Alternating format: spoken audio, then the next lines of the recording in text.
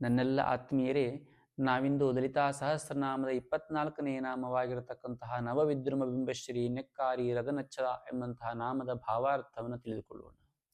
ನವವಿದ್ರುಮ ಬಿಂಬಶ್ರೀ ನೆಕ್ಕಾರಿ ರದನಚ್ಚದ ಅಂತಂದ್ರೆ ಹೊಸದಾಗಿ ಹೊಳೆಯುತ್ತಾ ಇರತಕ್ಕಂತಹ ಹವಳದಂತಹ ದಂತ ಪಂಕ್ತಿಯನ್ನು ಹೊಂದಿದಂತಹಳು, ಕೆಂಪನೆಯ ತೊಂಡೆ ಹಣ್ಣಿನಂತಹ ಅದಕ್ಕೂ ಮೀರುವಂತಹ ಸೌಂದರ್ಯವನ್ನು ಉಳ್ಳಂತಹ ತುಟಿಯನ್ನು ಹೊಂದಿದಂತಹಳು ಎಂಬಂಥದ್ದು ಇದರ ಭಾವಾರ್ಥವಾಗುವಂತಹದ್ದು.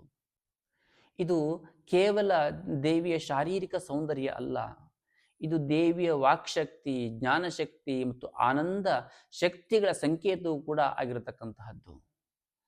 ಹವಳ ಅಂತಂದ್ರೆ ತಾತ್ವಿಕ ಅರ್ಥದಲ್ಲಿ ಸಮುದ್ರದ ಆಳದಲ್ಲಿ ಬೆಳೆಯುವಂತಹ ಅಪರೂಪದ ರತ್ನ ಇದೊಂದು. ರಜೋಗುಣ ಮತ್ತು ಗುಣಗಳ ಸಮತೋಲನವನ್ನು ಸೂಚಿಸುವಂತಹದ್ದು, ಜೀವನದ ಸ್ಪಂದನೆಯ ಶಕ್ತಿಗಳನ್ನು ಜಾಗೃತಗೊಳಿಸುವಂತಹದ್ದು. ಇಲ್ಲಿ ಕೆಂಪನೆಯ ತೊಂಡೆ ಹಣ್ಣಿನಂತಹ ತುಟಿಗಳು ಅಂತಂದು ಏನು ಹೇಳ್ತಾರೆ, ರಕ್ತವರ್ಣ ಹೇಳುವಂಥದ್ದು ಮೂಲ ಚೈತನ್ಯದ ಸೂಚನೆಯಾಗಿರ್ತಕ್ಕಂತಹದ್ದು. ನವವಿದ್ರುಮ ಅಂತಂದ್ರೆ ದೇವಿಯ ಸೌಂದರ್ಯ ಹಳೆಯದಾಗಿ ನಿಂತಿರುವುದಿಲ್ಲ, ಅದು ಪ್ರತಿ ಕ್ಷಣವೂ ಕೂಡ ಹೊಸದಾಗಿ ಪ್ರಕಾಶಿಸುತ್ತಾ ಚೈತನ್ಯಪೂರ್ಣವಾಗಿರುವಂತಹದ್ದು. ಸಾಧಕನ ಅನುಭವದಲ್ಲೂ ಕೂಡ ದೇವಿಯ ಅನುಗ್ರಹ ಹೇಳುವಂಥದ್ದು ನಿತ್ಯ ನವೀನವಾಗಿ ಅನುಭವವಾಗಬೇಕು ಎಂಬಂತಹ ಒಂದು ಸಂದೇಶವನ್ನು ಕೂಡ ಇದು ಕೊಡ್ತಾ ಇರತಕ್ಕಂತಹದ್ದು. ಬಿಂಬ ಅಂತಂದ್ರೆ ಬಿಂಬ ಪ್ರತಿಬಿಂಬ ಎಂಬಂತಹ ರಹಸ್ಯವನ್ನು ಹೊಂದಿರತಕ್ಕಂತಹದ್ದು. ಅಂದ್ರೆ ದೇವಿಯ ದಂತಪಂಕ್ತಿ ಹವಳದಂತೆ ಕಾಣುವುದು ಮಾತ್ರವಲ್ಲ, ಅದು ಸಾಧಕನ ಮನಸ್ಸಿನಲ್ಲಿ ಪ್ರತಿಬಿಂಬವಾಗುತ್ತದೆ ಎಂಬಂತಹದ್ದು. ಶುದ್ಧ ಮನಸ್ಸಿಗೆ ದೇವಿಯ ಶುದ್ಧವಾಗಿ ಪ್ರತಿಫಲಿಸುತ್ತಾಳೆ ಮತ್ತು ಅಶುದ್ಧ ಮನಸ್ಸಿಗೆ ಅವಳು ಸೌಂದರ್ಯ ಉಳ್ಳುವಂಥದ್ದು ಅಡಕವಾಗುತ್ತದೆ ಎಂಬಂತಹ ಭಾವವನ್ನು ಕೊಡುವಂಥದ್ದು.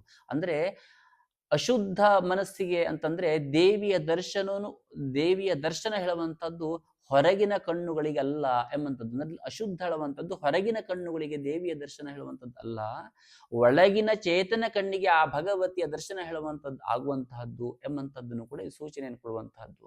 ದಂತ ಪಂಕ್ತಿ ಅಂತಂದ್ರೆ ವಾಕ್ಶಕ್ತಿಯ ಸಂಕೇತವಾಗಿರತಕ್ಕಂತಹದ್ದು. ಶ್ರೀವಿದ್ಯಾ ತತ್ವದಲ್ಲಿ ದಂತಗಳು ಅಂತಂದ್ರೆ ಅಕ್ಷರದ ಮಾಲೆಗಳಿಗೆ ಹೋಲಿಸಿರ್ತಕ್ಕಂತಹದ್ದು. ದೇವಿಯ ದಂತ ಪಂಕ್ತಿ ಅಂತಂದ್ರೆ ಮಂತ್ರ ಮಾತೃಕೆಯರ ಸರಮಾಲೆ ಆಗಿರ್ತಕ್ಕಂತಹದ್ದು. ಅವು ಸಮಾನವಾಗಿ ಅಳವಡಿಸಿರುವುದರಿಂದ ಮಂತ್ರೋಚ್ಚಾರಣೆಯಲ್ಲಿ ಶುದ್ಧತೆ ಆಗುವಂತಹದ್ದು, ಕ್ರಮ ಮತ್ತು ಲಯಗಳನ್ನು ಸೂಚಿಸುವಂತಹದ್ದು. ದೇವಿಯ ನಗುವು ಹೊರಹೊಮ್ಮುವಾಗ ಆ ದಂತ ಪಂಕ್ತಿಗಳಿಂದ ಹೊರಡುವಂತಹದ್ದು ವೇದ, ಮಂತ್ರ, ಶಾಸ್ತ್ರ, ನಾದ ಇತ್ಯಾದಿಗಳು ಹೊರಡುವಂತಹದ್ದು. ಹಾಗಾಗಿಯೇ ಲಲಿತಾ ಸಹಸ್ರನಾಮವನ್ನು ಪ್ರತಿನಿತ್ಯವೂ ಪಾರಾಯಣ ಮಾಡ್ತಾ ಇರುವಂತಹ ಸಂದರ್ಭದಲ್ಲಿ ನಮಗೆ ಓದಲಿಕ್ಕೆ ಕೆಲವೊಂದಷ್ಟು ತಪ್ಪು ಆಗ್ತಾ ಇದೆ ಅಂತ ಹೇಳಾದ್ರೂ ಕೂಡ ತನ್ನಷ್ಟಕ್ಕೆ ತಾನಾಗಿ ಅಕ್ಷರಗಳು ಕೂಡ ಶುದ್ಧವಾಗಲಿಕ್ಕೆ ಪ್ರಾರಂಭವಾಗುವಂತಹದ್ದು. ಅದಕ್ಕಾಗಿ ಹೇಳುವಂತಹದ್ದು, ಲಲಿತಾ ಸಹಸ್ರನಾಮವನ್ನು ಪಠಿಸುವಾಗ ಸಾಧಕನ ವಾಣಿ ಹೇಳುವಂಥದ್ದು ಶುದ್ಧವಾಗುತ್ತದೆ ಎಂಬಂಥದ್ದನ್ನು ಕೂಡ ಇಲ್ಲಿ ಹೇಳುವಂತಹದ್ದು. ಇಲ್ಲಿ ಶ್ರೀ ಅಂದ್ರೆ ಮಂಗಳತೆ ಎಂಬಂತಹ ಅರ್ಥ. ಶ್ರೀ ಎಂಬ ಪದವು ಕೇವಲ ಸೌಂದರ್ಯ ಅಲ್ಲ, ಅದು ಐಶ್ವರ್ಯ, ಆನಂದ, ಪೂರ್ಣತೆಯ ಸಂಕೇತವಾಗಿರತಕ್ಕಂತಹದ್ದು. ದೇವಿಯ ದಂತಪಂಕ್ತಗಳಲ್ಲಿಯೂ ಕೂಡ ಶ್ರೀ ಅಡಗಿರುವಂತಹದ್ದು. ಅಂದ್ರೆ ಅವಳ ನಗು ಕೇವಲ ಮನಮೋಹಕವಲ್ಲ, ಅದು ದುಃಖನಾಶಕವಾಗಿರ್ತಕ್ಕಂತಹದ್ದು, ಅಜ್ಞಾನ ಭೇದಕವಾಗಿರತಕ್ಕಂತಹದ್ದು ಎಂಬಂತಹ ಭಾವಾರ್ಥವನ್ನು ಕೂಡ ಇದು ಕೊಡುವಂತಹದ್ದು. ದಂತದ ಸಾಲು ಅಂತಂದ್ರೆ ಹಲ್ಲಿನ ಸಾಲು ಏನಿದಾವೆಯೋ ಸೌಂದರ್ಯ ಭೌತಿಕ ರೂಪ ಒಂದಾದ್ರೆ ಅದು ಆವರಣದ ತತ್ವವನ್ನು ಸೂಚಿಸ್ತಾ ಇರತಕ್ಕಂತಹದ್ದು. ಶ್ರೀಚಕ್ರದ ಆವರಣಗಳಂತೆ ದೇವಿಯ ಸೌಂದರ್ಯವೂ ಕೂಡ ಹಂತ ಹಂತವಾಗಿ ಅನುಭವಕ್ಕೆ ಬರುವಂತಹದ್ದು. ಅಂದ್ರೆ ಸಾಧಕನಿಗೆ ಸಂಪೂರ್ಣವಾಗಿ ಒಮ್ಮೆಲೆ ಅದು ಅನುಭವಕ್ಕೆ ಬರುವಂತಹದ್ದಲ್ಲ, ಹಂತ ಹಂತವಾಗಿ ಆತನಿಗೆ ಅನುಭವಕ್ಕೆ ಬರುವಂತಹದ್ದು ಎಂಬಂಥದ್ದನ್ನು ಕೂಡ ಇದು ಸೂಚನೆಯನ್ನು ಕೊಡುವಂತಹದ್ದು.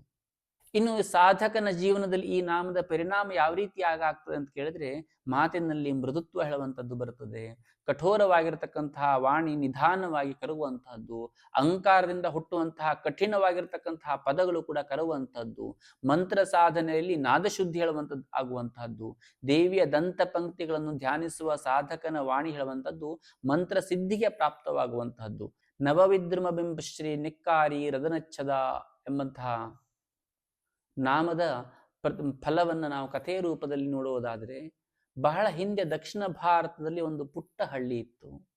ಅಲ್ಲಿ ಆ ಪುಟ್ಟ ಹಳ್ಳಿಯಲ್ಲಿ ಶಾಂತನಾಥ ಎಂಬಂತಹ ಒಂದು ಯುವಕನಿದ್ದ. ಅವನ ಹೆಸರು ಶಾಂತನಾಥ, ವಿದ್ಯಾವಂತನು ಕೂಡ ಆಗಿದ್ದ. ಆದರೆ ಹೆಸರಿನಲ್ಲಿ ಮಾತ್ರ ಶಾಂತತೆ ಇತ್ತು, ಜೀವನದಲ್ಲಿ ಸಂಪೂರ್ಣವಾಗಿ ಅಶಾಂತಿ ಇತ್ತು. ಮಾತಿನಲ್ಲಿ ಕೋಪ ಬರ್ತಾ ಇತ್ತು, ಸಣ್ಣ ಸಣ್ಣ ವಿಷಯಕ್ಕೂ ಕಠೋರವಾಗಿರ್ತಕ್ಕಂತಹ ಮಾತನಾಡ್ತಾ ಇದ್ದ. ನಾನು ಸತ್ಯವನ್ನೇ ಹೇಳ್ತಾ ಇದ್ದೇನೆ, ಆದ್ರೆ ಇತರರು ಯಾಕೆ ಅದನ್ನು ನೋವನ್ನು ಅನುಭವಿಸ್ತಾರೆ, ಅಥವಾ ಇತರರು ಯಾಕೆ ನನ್ನ ಮೇಲೆ ಸಿಟ್ಟನ್ನು ಮಾಡ್ತಾರೆ ಎಂಬಂಥದ್ದನ್ನು ಸದಾ ಚಿಂತಿಸ್ತಾ ಇದ್ದ. ಒಂದು ದಿನ ಅವನಿಗೆ ಏನಾಯ್ತು, ಈ ರೀತಿಯಾಗಿರ್ತಕ್ಕಂತಹ ಮಾತುಗಳನ್ನು ಹೇಳಿದ್ರಿಂದ ಕೇಳಿದಂತಹವರು ವಿಪರೀತವಾಗಿ ಆತನಿಗೆ ಬೈಲಿಕ್ಕೆ ಪ್ರಾರಂಭ ಮಾಡಿದ್ರು.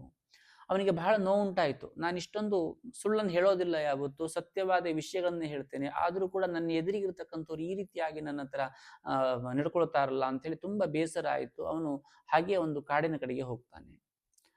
ಅರಣ್ಯದೊಳಗೆ ಹೋಗ್ತಾ ಇದ್ದಂತೆ ಒಂದು ಗಿಡದ ಬುಡದಲ್ಲಿ ಒಬ್ಬ ಮಹಾತ್ಮರು ಕುತ್ಕೊಂಡಿರ್ತಾರೆ. ಅವರಲ್ಲಿ ಹೋಗಿ ಕೇಳ್ತಾನೆ ಆತ, ಗುರುಗಳೇ, ನಾನು ಸತ್ಯವನ್ನೇ ಹೇಳ್ತಾ ಇದ್ದೇನೆ, ಆದರೆ ಈ ಜನರಿಗೆ ಯಾಕೆ ಇಷ್ಟ ಆಗ್ತಾ ಇಲ್ಲ, ನಾನು ಯಾಕೆ ಸತ್ಯ ಹೇಳೋದೇ ತಪ್ಪೆ ಎಂಬುದಾಗಿ ಆ ಗುರುವಿನಲ್ಲಿ ಈ ಶಾಂತನಾಥ ಹೇಳುವಂಥವನು ಕೇಳ್ತಾನೆ. ಗುರುಗಳು ನೆಗೆಯಾಡ್ತಾ ಇದಕ್ಕೆ ಉತ್ತರವನ್ನು ಹೇಳ್ತಾರೆ, ಸತ್ಯವು ಮಧುರವಾಗಿರಬೇಕು, ಅದು ಮಧುರವಾಗಿದ್ದಾಗ ಮಾತ್ರ ಯೋಗ್ಯವಾಗುವಂತಹದ್ದು. ಅದು ಔಷಧಿಯಲ್ಲಿ ಒಂದು ವೇಳೆ ಅದು ಮಧುರವಾಗಿ ಇಲ್ಲ ಅಂತ ಹೇಳಿ ಆದರೆ ಅದು ಔಷಧಿ ಆಗುವುದಿಲ್ಲ, ಕತ್ತಿ ಆಗುತ್ತದೆ ಎಂಬುದಾಗಿ ಹೇಳ್ತಾರೆ. ಹಾಗಾಗಿ ನಮ್ಮ ಶಾಸ್ತ್ರದಲ್ಲಿ ಕೂಡ ಹೇಳುವಂತಹದ್ದು ಸತ್ಯಮಪಿ ಅಪ್ರಿಯಂ ನ ಬ್ರೂಯಾತ್ ಎಂಬುದಾಗಿ. ಅಂದ್ರೆ ಸತ್ಯವಾಗಿರತಕ್ಕಂಥದ್ದೇ ನಾವು ಹೇಳ್ತಾ ಇದ್ರು ಸಹ ಅದು ಬೇರೆಯವರಿಗೆ ಅಪ್ರಿಯವಾಗಿ ಕಾಣುವಂತಹ ರೀತಿಯಲ್ಲಿ ಹೇಳಬಾರ್ದಂತೆ, ಅದು ಹೇಳುವಂತಹ ರೀತಿಯಲ್ಲಿ ಹೇಳಬೇಕು ಅಂತ ಹೇಳಿ ಅವರು ಶಾಂತನಾಥನಿಗೆ ಈ ರೀತಿ ಹೇಳಿದಾಗ ಅವನಿಗೆ ಅದು ಅರ್ಥವಾಗಲಿಲ್ಲ. ಹಾಗಾಗಿ ಆ ಮಹಾತ್ಮರು ಶಾಂತನಾಥನಿಗೆ ಒಂದು ಕಥೆಯ ಮೂಲಕವಾಗಿ ಪೌರಾಣಿಕ ಕಥೆಯನ್ನು ಹೇಳ್ತಾರೆ. ಒಮ್ಮೆ ದೇವತೆಗಳಿಗೆ, ಋಷಿಗಳಿಗೆ ಲೋಕದಲ್ಲಿ ಕಠೋರವಾಗಿರ್ತಕ್ಕಂತಹ ಒಂದು ಸಮಸ್ಯೆ ಹೇಳುವಂಥದ್ದು ಎದುರಾಗ್ತದೆ. ಲೋಕದಲ್ಲಿ ಕಠೋರತೆ ಹೆಚ್ಚಾಗುವಂತಹದ್ದು, ಸಾಮಾನ್ಯ ಜನರಲ್ಲೂ ಕೂಡ ಮಾತಿಗೆ ಕಹಿಯಾದಂತಹ ಮಾತನಾಡಲಿಕ್ಕೆ ಪ್ರಾರಂಭ ಮಾಡ್ತಾರೆ. ಮನಸ್ಸಿನಲ್ಲಿ ಅಹಂಕಾರ ಹೇಳುವಂಥದ್ದು ತುಂಬುತ್ತದೆ. ಎಲ್ಲ ಜನರಲ್ಲಿ ಕೂಡ ಅಹಂಕಾರ ಹೇಳುವಂಥದ್ದು ತುಂಬಿ ತುಳುಕಾಡ್ತಾ ಇರ್ತದೆ. ಎಲ್ಲರೂ ಕೂಡ ಕಠೋರವಾಗಿರತಕ್ಕಂತಹ ಮಾತನಾಡುವಂಥವ್ರು, ಮಾತಿನಲ್ಲಿ ಸಿಟ್ಟು ಬರುವಂತಹದ್ದು, ಜಗಳವಾಗುವಂತಹದ್ದು, ಈ ರೀತಿಯಾಗಿರ್ತಕ್ಕಂತಹ ಒಂದು ಸಂದರ್ಭ ಹೇಳುವಂಥದ್ದು ಉತ್ಪತ್ತಿ ಆಗ್ತದೆ. ಅಂತಹ ಸಂದರ್ಭದಲ್ಲಿ ಆ ಋಷಿಮುನಿಗಳು ಮತ್ತು ದೇವತೆಗಳೆಲ್ಲರೂ ಕೂಡ ಸೇರಿ ಆ ಲಲಿತಾಂಬೆಯನ್ನು ಶರಣು ಹೋಗ್ತಾರೆ. ದೇವತೆಗಳ ತಪಸ್ಸಿಗೆ ಮೆಚ್ಚಿರತಕ್ಕಂತಹ ಆ ಜಗನ್ಮಾತೆ ದೇವತೆಗಳನ್ನು ನೋಡಿ ಒಮ್ಮೆ ಮಂದಹಾಸವನ್ನು ಬೀರ್ತಾಳೆ. ಅವಳು ಕೇವಲ ನೆಗೆಯಾಡ್ತಾಳಷ್ಟೇ. ಆ ಜಗನ್ಮಾತೆ ನಗುವಾಗ ಹವಳದಂತಹ ಹೊಸದಾಗಿರತಕ್ಕಂತಹ ದಂತ ಪಂಕ್ತಿಗಳು ಕಾಣುತ್ತದೆ. ಅದೇ ಕ್ಷಣದಲ್ಲಿ ಲೋಕದಲ್ಲಿ ಒಂದು ಅದ್ಭುತ ಹೇಳುವಂಥದ್ದು ಸಂಭವಿಸ್ತದೆ. ಏನು ಅಂತ ಕೇಳಿದ್ರೆ, ಜನರಲ್ಲಿ ಇರತಕ್ಕಂತಹ ಕಠೋರತೆ ಹೇಳುವಂತಹದ್ದು ಕರಗುವಂತಹದ್ದು, ವಿಶೇಷವಾಗಿ ಅವರಲ್ಲಿರತಕ್ಕಂತಹ ಜಗಳ ಹೇಳುವಂತಹದ್ದು ನಿಂತು ಹೋಗ್ಬಿಡ್ತದೆ. ವಿಷದಂತೆ ಇದ್ದಂತಹ ಮಾತುಗಳು ಅಮೃತವಾದಂತೆ ಪರಿವರ್ತನೆ ಆಗುವಂತಹದ್ದು, ಕ್ರೋಧ ಹೇಳುವಂಥದ್ದು ಶಾಂತಿಯಾಗಿ ಮಾರ್ಪಡಲಿಕ್ಕೆ ಪ್ರಾರಂಭವಾಗ್ತದೆ. ಋಷಿಗಳಿಗೆ ಕೇಳ್ತಾರೆ, ಹೇ ತಾಯಿ, ನೀನು ಏನೂ ಹೇಳಲಿಲ್ಲ, ಏನೂ ಆಶೀರ್ವಾದವನ್ನು ಮಾಡಲಿಲ್ಲ, ಲೋಕವನ್ನು ಬದಲಾಯಿಸಿದ್ದಿ ಹೇಗೆ ಅಂತ ಕೇಳ್ತಾರೆ. ಆಗ ಜಗನ್ಮಾತೆ ಹೇಳ್ತಾರೆ, ನನ್ನ ದಂತ ಪಂಕ್ತಿಗಳು ಮಾತಿಗಿಂತಲೂ ಮೊದಲು ಕಾರ್ಯವನ್ನು ಮಾಡುವಂತಹದ್ದು. ಇದು ಮಂತ್ರಗಳ ಮೂಲವಾಗಿರತಕ್ಕಂತಹದ್ದು. ಈ ದಂತ ಪಂಕ್ತಿ ಹೇಳುವಂತಹದ್ದು ಮಂತ್ರಗಳ ಮೂಲವಾಗಿರತಕ್ಕಂತಹದ್ದು. ಇದು ಸಮವಾಗಿದ್ದರೆ ವಾಣಿ ಶುದ್ಧವಾಗುವಂತಹದ್ದು.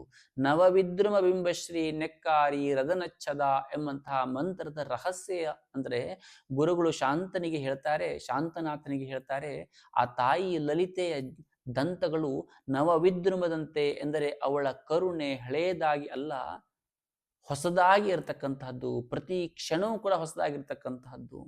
ನೀನು ದೇವಿಯನ್ನು ಧ್ಯಾನಿಸುವಾಗ ಅವಳ ನಗುಮೊಗವನ್ನು ಧ್ಯಾನಿಸಬೇಕು. ಆ ನಗುವಿನೊಳಗೆ ಹವಳದಂತಹ ದಂತ ಪಂಕ್ತಿಗಳನ್ನ ಕಾಣಬೇಕು. ಸಾಧಕನ ಪರಿವರ್ತನೆ ಹೇಳುವಂಥದ್ದು ಇದರಿಂದ ಆಗುವಂಥದ್ದು ಎಂಬುದಾಗಿ ಆ ಮಹರ್ಷಿಗಳು ಈತನಿಗೆ ಹೇಳುವಂಥದ್ದು.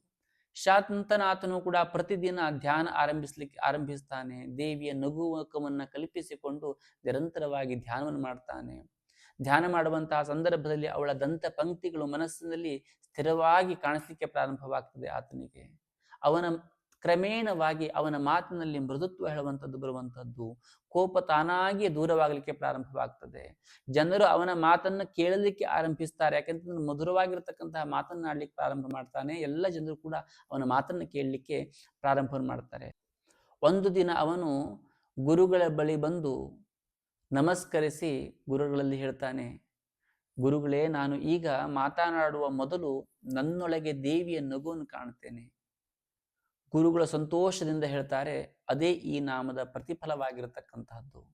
ಈ ನಾಮದ ಆಂತರಿಕ ಸಂದೇಶ ಏನು ಅಂತ ಕೇಳಿದ್ರೆ, ನವವಿದ್ರುಮ ಬಿಂಬಶ್ರೀ ನೆಕ್ಕಾರಿ ರದನಚ್ಚದ ಅಂತಂದ್ರೆ ದೇವಿಯ ನಗು ಮುಖ ಹೇಳುವಂಥದ್ದು ಮಂತ್ರ ಸ್ವರೂಪವಾಗಿರತಕ್ಕಂತಹದ್ದು, ಅವಳ ದಂತಪಂಕ್ತಿ ಹೇಳುವಂಥದ್ದು ಅಕ್ಷರ ಮಾಲಿಕೆ ಆಗಿರ್ತಕ್ಕಂಥದ್ದು, ಅದು ಹಾಗಾಗಿ ಅವಳ ಸಮತೋಲನ ವಾಣಿ ಹೇಳುವಂಥದ್ದು ಶುದ್ಧವಾಗಿರ್ತಕ್ಕಂತಹ ರಹಸ್ಯವಾಗಿರ್ತಕ್ಕಂತಹದ್ದು. ಹಾಗಾಗಿ ಯಾರು ಈ ನಾಮವನ್ನು ಜಪಿಸ್ತಾರೋ ಅಂತವರಿಗೆ ಮಂತ್ರಸಿದ್ಧಿ ಆಗುವಂತಹದ್ದು, ವಾಕ್ಶುದ್ಧಿ ಆಗುವಂತಹದ್ದು, ಮಾತಿನಲ್ಲಿ ಸಾಮರ್ಥ್ಯ ಹೇಳುವಂಥದ್ದು ಬರುವಂತಹದ್ದು, ಅವರ ಮಾತುಗಳು ಆಡ್ತಾ ಇದ್ದರೆ ಬೇರೆಯವರು ಕೇಳಬೇಕು ಹೇಳುವಂತಹ ಒಂದು ಭಾವ ಹೇಳುವಂಥದ್ದು ಬರುವಂತಹದ್ದು. ಯಾರ ಮಾತು ದೇವಿಯ ನಗುವಿನಂತೆ ಮೃದುವಾಗುತ್ತದೋ ಅವನ ಜೀವನವೇ ಪೂಜಿತವಾಗುವಂತಹದ್ದು. ಹಾಗಾಗಿ ನಾವೆಲ್ಲರೂ ಕೂಡ ಸರ್ವ ಸೌಭಾಗ್ಯದಾಯಕವಾಗಿರ್ತಕ್ಕಂತಹ ಕೋಟಿ ಲಲಿತಾ ಸಹಸ್ರನಾಮ ಮಹಾಯಾಗದಲ್ಲಿ ಪಾಲ್ಗೊಂಡು ಸರ್ವ ಸೌಭಾಗ್ಯದಾಯಕ ರೀತಿಯಿಂದ ಲಲಿತಾ ಸಹಸ್ರನಾಮವನ್ನು ಪ್ರತಿನಿತ್ಯವೂ ಕೂಡ ಪಾರಾಯಣವನ್ನು ಮಾಡಿ ಭಗವತಿಯ ದಿವ್ಯಾನುಗ್ರಹದಿಂದ ವಾಕ್ಶಕ್ತಿ ಮಂತ್ರ ಸಿದ್ಧಿಗಳನ್ನು ಪಡೆಯೋಣ ಎಂಬುದಾಗಿ ಹೇಳ್ತೇನೆ. ಅಷ್ಟೇ ಅಲ್ಲದೆ ನಾವು ಈ ಮಂತ್ರವನ್ನು ಜಪಿಸಿ ಭಗವತಿಯ ಅನುಗ್ರಹ ಪಡೆಯುವುದರ ಒಟ್ಟಿಗೆ ಬೇರೆಯವರಿಗೂ ಕೂಡ ಈ ಭಗವತಿಯ ಅನುಗ್ರಹ ಪಡೆಯಲಿಕ್ಕೋಸ್ಕರ ಸಹಕಾರ ಮಾಡೋಣ ಎಂಬುದಾಗಿ ಹೇಳ್ತೇನೆ. ಹಾಗಾಗಿ ಅತಿ ಹೆಚ್ಚಿನದಾಗಿ ಈ ವಿಡಿಯೋವನ್ನು ಎಲ್ಲರಿಗೂ ಕೂಡ ಶೇರ್ ಮಾಡಿ ಅಂತ ಹೇಳ್ತಾ 25ನೆಯ ನಾಮವನ್ನು ನಾಳೆಯ ದಿವಸ ವಿವರಿಸ್ತೇನೆ. ನಮಸ್ಕಾರ.